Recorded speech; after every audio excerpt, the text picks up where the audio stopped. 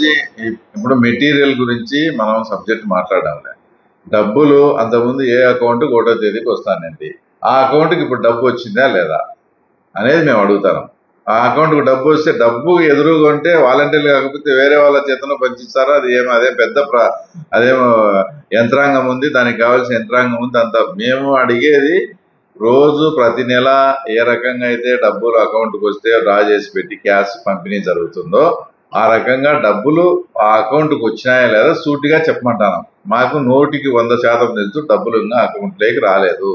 అది మీ వైఫల్యమే, మీ దగ్గర డబ్బు లేకనే ఈ రకంగా చేస్తున్నారు. దాన్ని కప్పిపుచ్చుకునేదానికి మా మీద వచ్చి బురద జల్లే ప్రయత్నం చేస్తున్నారు. అంతకు తప్ప వేయలేదు. మా కార్యకర్తలకు మా నాయకులకు ఈరోజు చెప్తాను, ఎక్కడైతే వృద్ధులంతా ఉన్నారో వాళ్ళ తరపున వాళ్ళందరినీ తీసుకొని పోయి సచివాలయ సిబ్బంది దగ్గర, సచివాలయాల దగ్గర, గ్రామ సచివాలయాల దగ్గర కూర్చోబెట్టి సాయంత్రానికల్లా డబ్బు పంపిణీ చేయమని కూడా మేమే డిమాండ్ చేస్తాం.